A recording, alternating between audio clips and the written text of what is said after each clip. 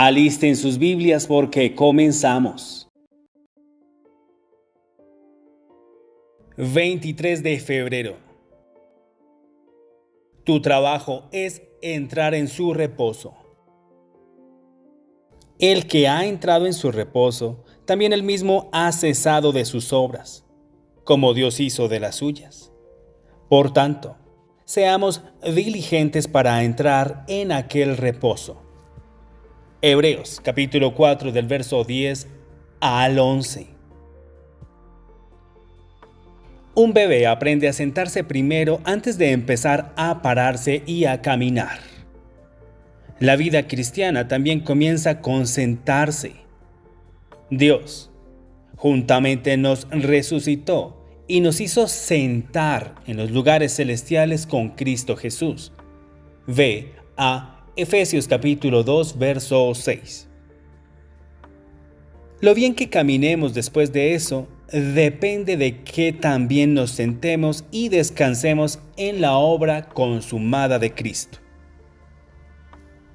La tierra prometida era una tierra de descanso, donde Dios prometió a su pueblo ciudades grandes y hermosas que no edificasteis, casas llenas de todo bien que no llenasteis, pozos excavados que no cavasteis, viñas y olivos, árboles que tú no plantaste. Ve a Deuteronomio capítulo 6 del verso 10 al 11. Pero durante 40 años, el pueblo de Dios vagó por el desierto porque se negaron a creer que Dios les había dado una tierra donde todo había sido preparado y la obra estaba terminada. Ellos no podían creer que Dios les había dado una tierra llena de riquezas para disfrutar, una tierra que simplemente fluía con su bondad. Hoy en día, hay creyentes que todavía no pueden creer que la obra de Jesús esté verdaderamente completa y terminada. Están tratando de completar un trabajo terminado, terminar un trabajo terminado y derrotar a un demonio que ya está derrotado. Hay creyentes hoy que siempre están trabajando y tratando de producir sanidad, prosperidad, éxito y victoria. Dios quiere que dejemos de intentarlo y comencemos a confiar en su amor por nosotros. Él quiere que dejemos de trabajar y luchar y que comencemos a descansar y creamos en su gracia hacia nosotros. El único trabajo que nos queda por hacer hoy es entrar en su reposo. Debemos trabajar todos los días para entrar en su reposo. Debemos descansar interiormente y creer que la obra está hecha porque es una obra terminada, y confiar en el favor inmerecido de Dios hacia nosotros. Debemos descansar en Jesús como nuestra verdadera arca, quien nos llevará a través de aguas tempestuosas.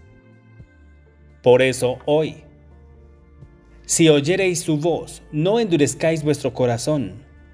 Sed diligentes para entrar en aquel reposo. Ve a Hebreos capítulo 7 y 11.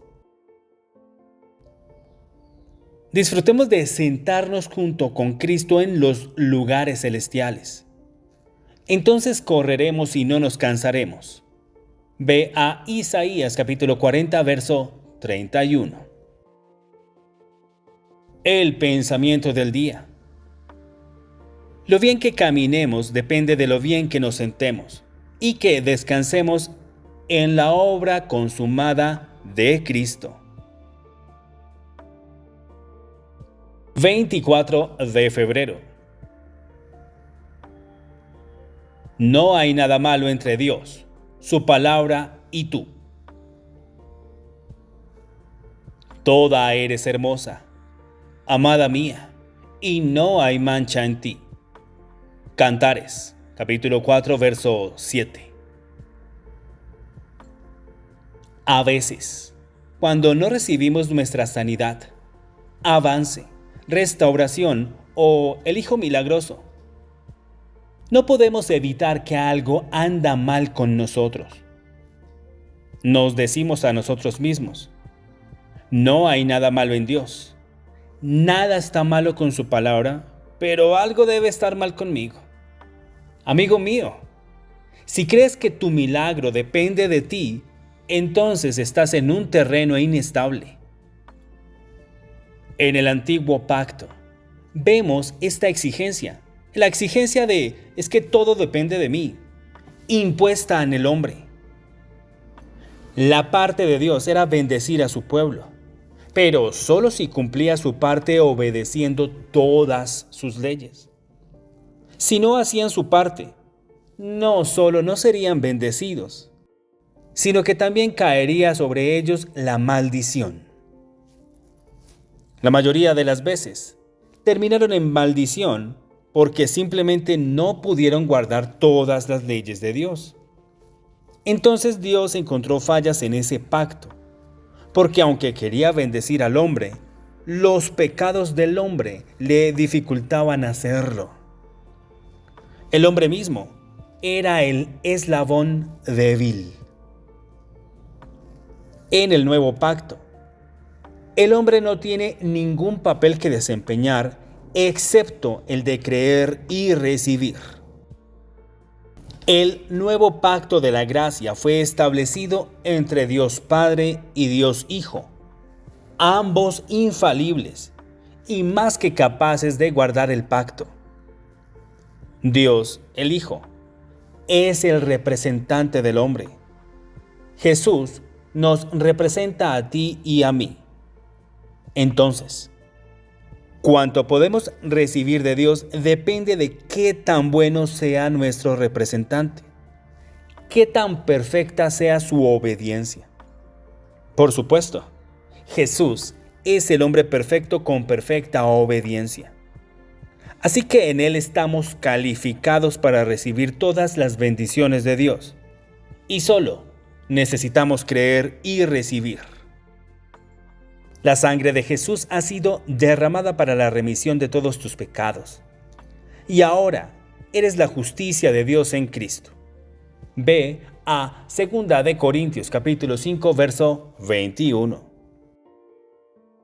Por su único sacrificio perfecto, Él os ha perfeccionado para siempre. Ve a Hebreos capítulo 10, verso 14. Y no hay mancha en ti.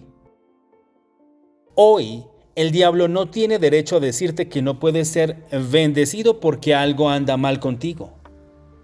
Entonces, mientras esperas tu milagro, di conmigo: no hay nada malo en Dios, no hay nada malo en la palabra y no hay nada malo en mí. Voy a recibir mi milagro. El pensamiento del día. Por el único sacrificio perfecto de Jesús por todos mis pecados, Él me ha perfeccionado para siempre. 25 de febrero. ¿Hay algo demasiado difícil para Dios? He aquí, yo soy el Señor, el Dios de toda carne.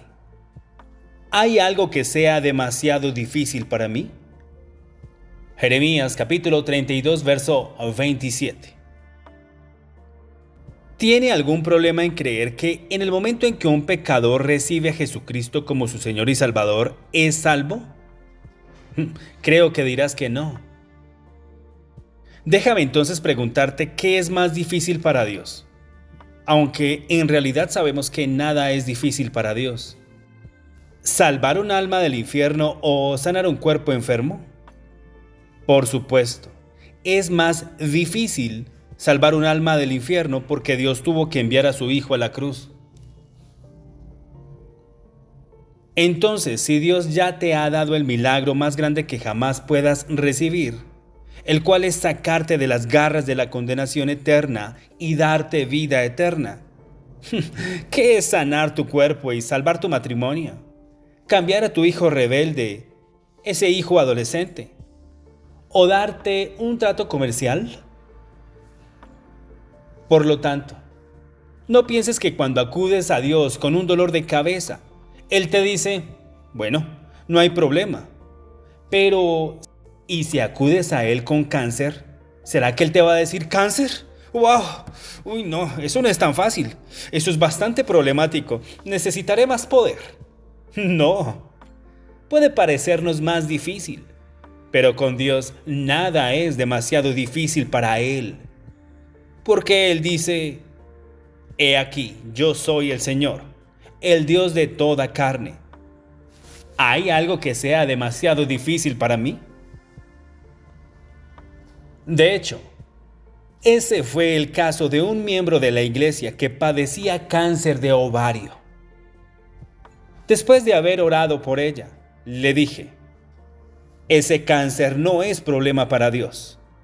Simplemente cree que cuando Dios dijo que nada es demasiado difícil para Él, es así.